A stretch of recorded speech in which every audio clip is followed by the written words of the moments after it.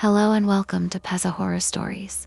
This story was sent to me by Miguel Alvarez, a 27-year-old man who crossed the US-Mexico border one summer night in search of a better life.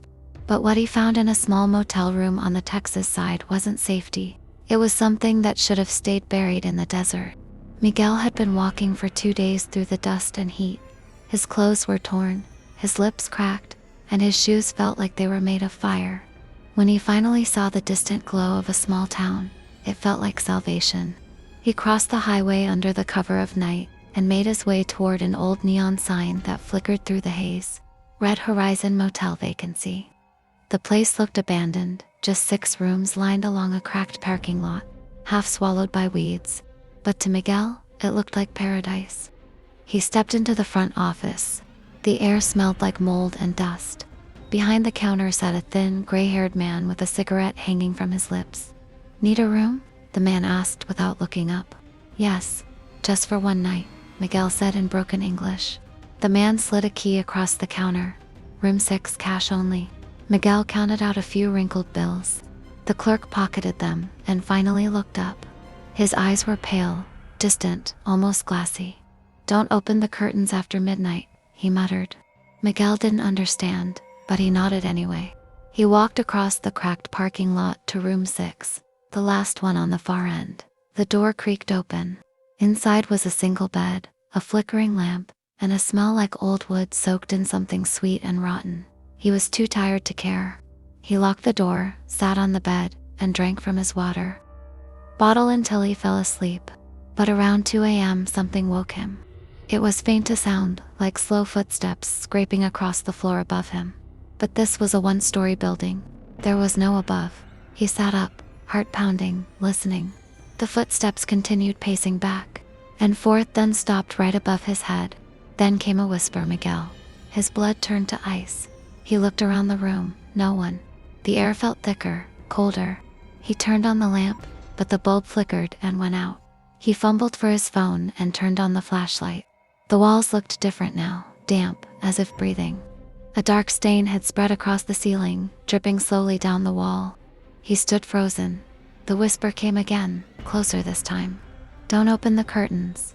He remembered what the clerk said, but the sound was coming from the window now, a faint tapping like fingernails against glass. He wanted to look. He knew he shouldn't, but something deep in him, curiosity, fear, or both, pushed him forward. He slowly reached for the curtain and pulled it back. Just an inch. A woman's face stared back at him, pale, sunken, eyes wide open and empty. Her mouth hung slightly open, her skin cracked like dry clay. Miguel screamed and stumbled backward. The face vanished. He ran to the door and yanked it open, but the parking lot was empty, silent, drowned in thick fog. The motel's neon sign buzzed faintly in the distance, flickering red against the mist. He turned to run toward the office, but something made him stop. All the other room doors, 1 through 5, were open. Each one revealed a dark, empty room inside. "Hello," he called out. His voice echoed strangely, as if the air swallowed it. From room 2 came a low wheezing sound. He shone his phone's flashlight into the doorway and froze. Inside, sitting on the bed, was a man, or what was left of one. His body was covered in sand and dried blood, his mouth stretched open as if frozen mid-scream. His eyes were missing. Miguel stumbled backward, nearly falling. He turned and ran toward the office, but when he burst through the front door, the place was empty. No clerk, no lights, just dust and silence. The key rack behind the counter was covered in spider webs, and the register looked decades old. A layer of sand coated the floor, as if the desert itself had crept inside. And then, from behind him, the motel phone rang. The old rotary phone on the counter vibrated, shrill and metallic. He hesitated, then picked it up. A woman's voice whispered, "You shouldn't have crossed." The line went dead. Miguel dropped the receiver and ran outside, but the fog had thickened again, wrapping around the building. The neon sign flickered once more, and this time, it didn't say vacancy. It said welcome back. The ground beneath him felt wrong, soft, shifting like sand. He looked down. The asphalt was crumbling away, revealing desert earth underneath. He ran to his truck, but it wasn't there. In its place was an old rusted vehicle, half buried in dirt. The license plate read NM94.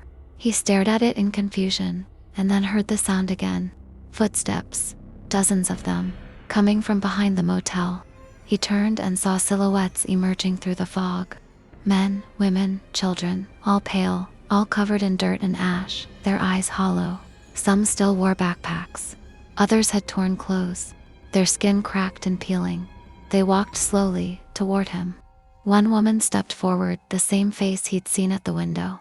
Her lips moved silently, but no words came out. Behind her, the gray-haired clerk appeared, holding the same cigarette, burned down to the filter. "You're in room 6 now," he said quietly. "You don't leave room 6. Miguel turned to run, but there was nowhere left to go. The motel, the road, even the desert itself had vanished into darkness. The only thing left was the glowing red sign, Red Horizon Motel Room 6.